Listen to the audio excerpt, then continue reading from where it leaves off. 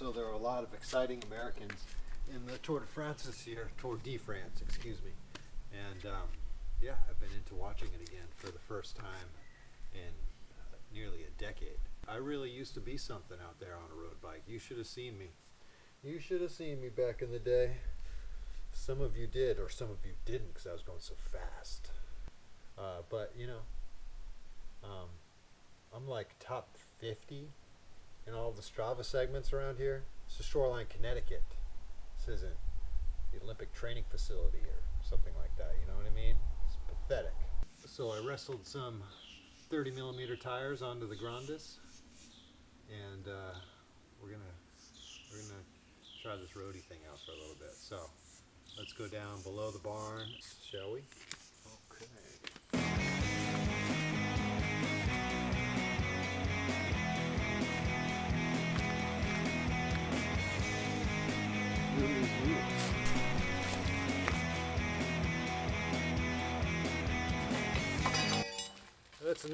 Let's noodle on some noodles, shall we?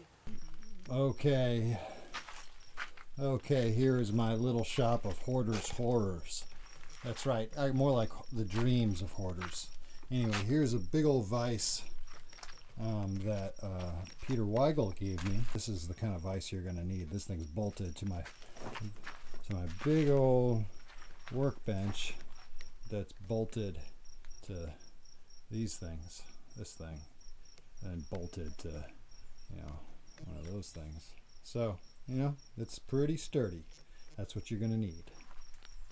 And then, you know, I'll go into this in a more in-depth video one of these days, but basically you need some pretty heavy-duty 2x8, something. It works fine, but, you know, sometimes they start cracking. Maybe soft is better. I don't know.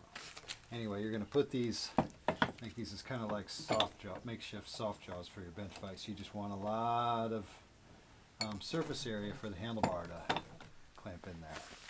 And then you're going to need a spacer, something to space out the bottom.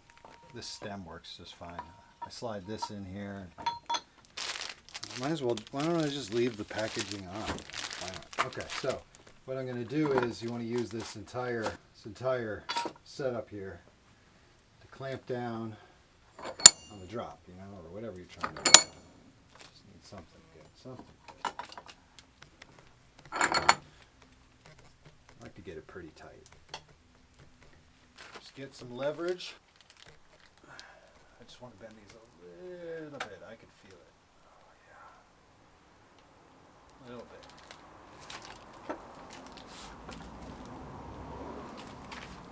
See that already?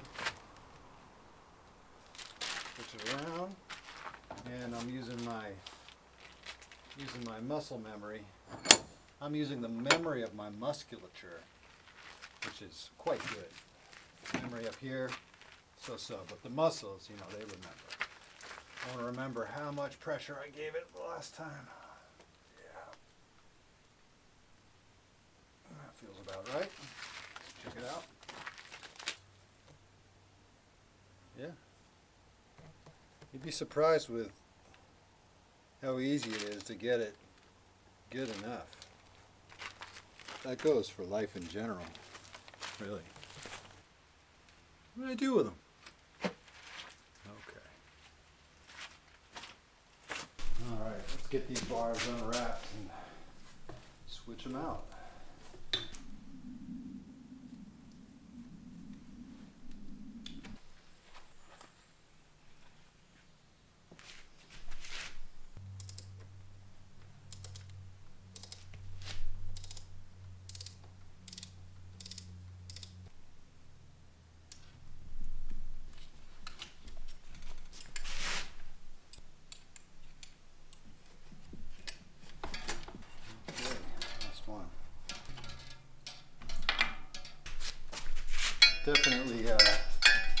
Definitely going a little narrower there. Going to give up a little bit of comfort for style, but what else is new? Alright. Tighten these up and tape them up. And then I like to just You know, tighten up everything just a little bit, just so it moves a little bit. I'm going to take a little test ride and move everything where I want it to be.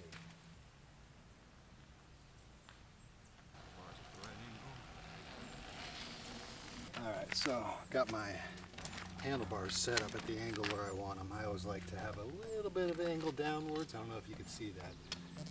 I'll lean into it and it just feels right to me. So we're going to tighten up the stem and then we're going to mess around with the hoods a little bit. Chinelli Gramo.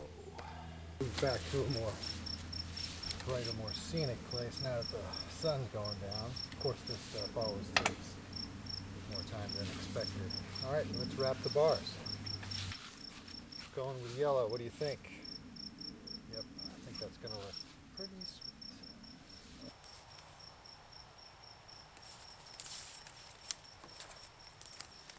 I love wrapping bars. It's very meditative. Especially in a place like this.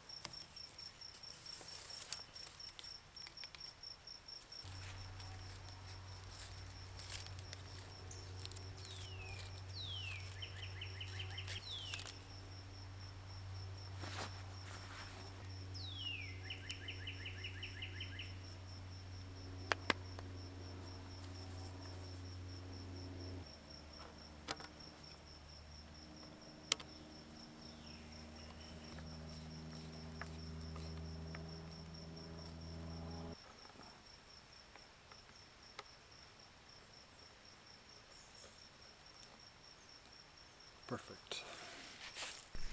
Here we have a pretty good wrap job, if I do say so myself.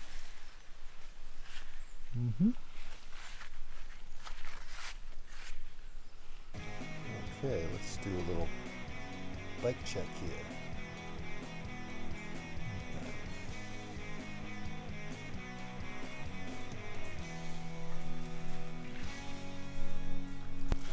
We've got a nitto noodle handlebar that we flared out. It was 48, we flared it out to about 56 at the ends there. We got some Campy Veloce 10 ergo power shifters. Got this really nice aluminum paddle. Really nice aluminum paddle. Feels really tactile in the hand. Got some kind of ugly Shimano 6600 medium reach brake calipers. Ended up not needing medium reach on this build, but it's what I had in the price point. Got an Ultegra 9-speed rear derailleur mid cage. These are really nice derailleurs that are easily found, but not so coveted. You know, the shape is okay. It's not Dura-Ace, but Dura-Ace never had a cage as long as this. So, Ultegra it is.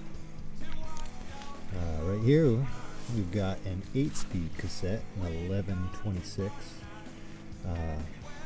probably a 9-speed chain. We have this Sun XCD crankset. I gotta count the teeth, I don't remember. Tooth configuration is a 4832. Nice wide range. Got a lot of fills around here. We've got a Campagnolo something or other. Front changer, front derailleur. Perhaps you've heard of that. Shimano 600 hubs. Basic Ultegra. Got that cool blue color thing, color chart, Pantone picker or something. This bike was made in Italy, in case you forgot. Campione Italiano. Their ace skewer, very fast skewer. Chanelli Gramo stem, titanium. Pretty ridiculous stem, but that's why I like it. Gotta have at least one thing off on every build. That's my rule. Sometimes it's the stem, sometimes it's the whole bike. Dura-Ace Aero seat posts, very fast. And this Brooks Professional that I've had for about 15 years now. It's hammered as in I don't even know. I think the person who made it was drunk. A few too many nippers. Your typical campy headset jewelry. Sup, Mavic Open Pro Ceramic, or whatever they were called back then. Now, these are Open Pros. And we've got, of course, those tires that we wrestled on yesterday. The Challenge Strada Bianca Pro in 30, which looks crazy narrow to me right now, but we'll give it a try, won't we? Finally, these old ass look Keo pedals. At one point in my career, I think I had 4 or 5 pairs of these. An Elite cage and a stainless steel King cage knockoff from Japan. Okay, that's the grandis, 1986. Came to me about 15 years ago. This is maybe its 5th iteration. Okay. That's ronsbikes.com. Okay, thank you, folks.